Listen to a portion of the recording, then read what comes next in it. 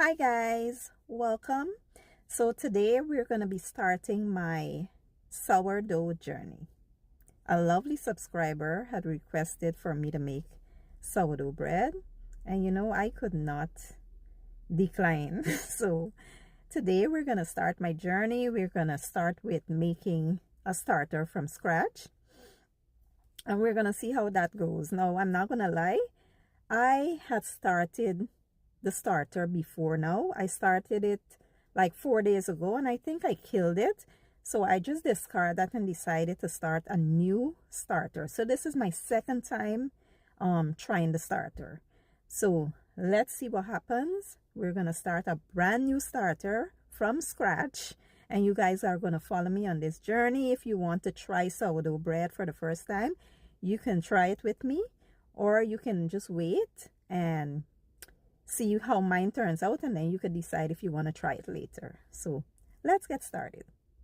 This is day one, and I started with 1 tablespoon of all-purpose flour and 1 tablespoon of whole wheat flour, and we're gonna add some water here. Now whole wheat flour absorbs a lot of liquid, so I added 2 tablespoons of water with just a little bit more, like let's say a half or a quarter tablespoon. And I just mix that well to combine. And this is the texture you actually want to have right here. You can mix it thicker if you want, but this is how I'm starting off. And you're going to cover this. You don't want to cover it too tight. Just set the lid right on because you want some of the air to get into the jar to create bacteria. So we're going to cover it and leave it till tomorrow. Now on day 2, this is how the starter is looking. I already started to see like a little bit of bubbles in there. It didn't grow, but it has a little bubbles at the top. We're going to add the same amount of flour, and we're going to add just a little bit of water this time because it's kind of runny already. So you don't want to put too much water to make it too runny. You want a nice, stiff, thick batter. And this is what it looks like once I was done. And I did add whole wheat and all-purpose flour. You want to cover it and let it sit till day 2. This time I'm going to put on my rubber band so I can see if it starts to grow on day 3. Right? So yeah. Now on day 3, it didn't grow much, but I started to see the bubbles again. It was looking okay and healthy. And yeah, that's how it looked for day 3.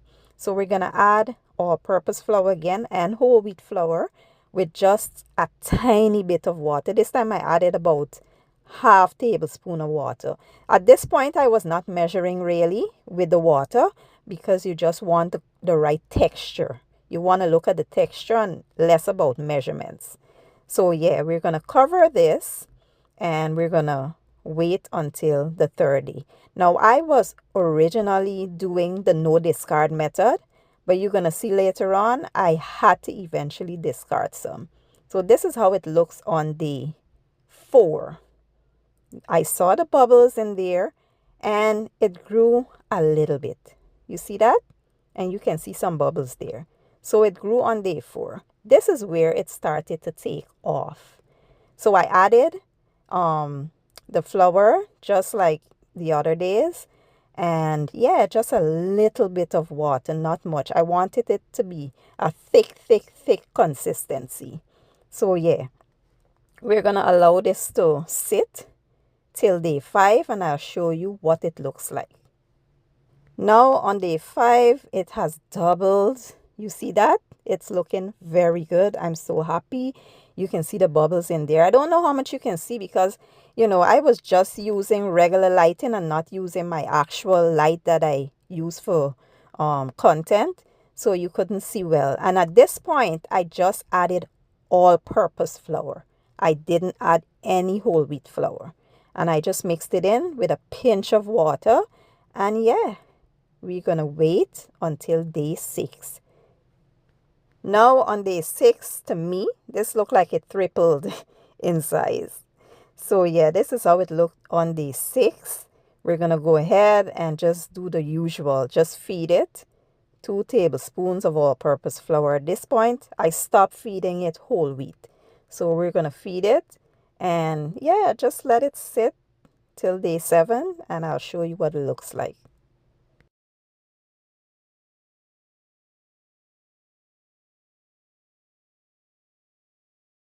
Now fast forward to day 7, it has tripled again in size. You can see all the lovely bubbles there.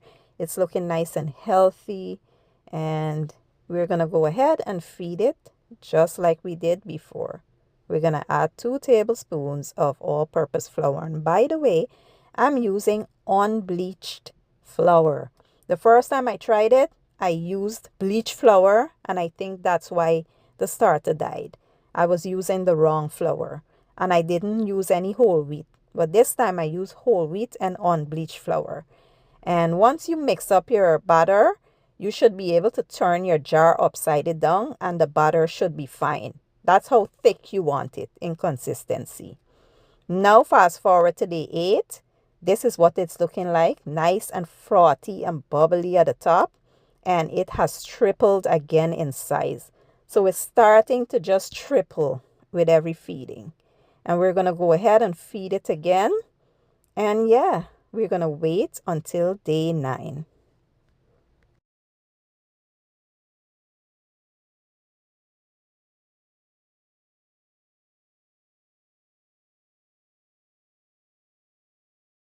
So on day 9, I ran into some problems. This looked like it quadrupled in size, but it started to smell like nail polish remover, acetone. So I did some research, and they said that the starter was very hungry and I needed to feed it twice as much. So I'm going to discard some of this. This is what I didn't want to do, but I have to do it because if I feed this twice as much in this jar, it's going to overflow. So I'm going to discard some, and then we will go ahead and feed it. I will add 4 tablespoons of all-purpose flour in here and a little bit of water. Like I said, I was not measuring the water. I was just going by texture. You want a really thick consistency.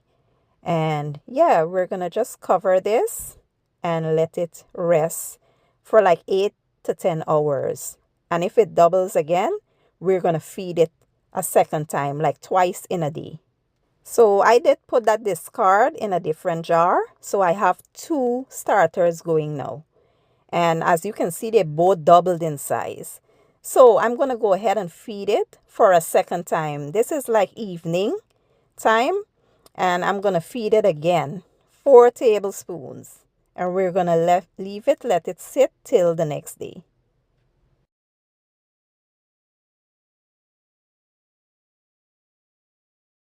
Now this is day 10. As you can see, it has tripled, quadrupled in size. So we are going to go ahead and feed this again. I'm going to discard some of it because if I feed this twice in a day, obviously it's going to overflow. So we're going to, discard some of this. I think this is a very strong, excellent starter because the way it's been doubling and tripling and quadrupling, like you cannot tell me that this is not a good starter. So we're going to just discard this. And this time I'm going to just throw this away because I don't want to end up with a whole lot of starter, that I'm not going to use or, it's just going to sit there. So I'm going to throw this in the trash and we're going to add a regular 4 tablespoons of flour and a little bit of water. And we're going to see what happens on day 11.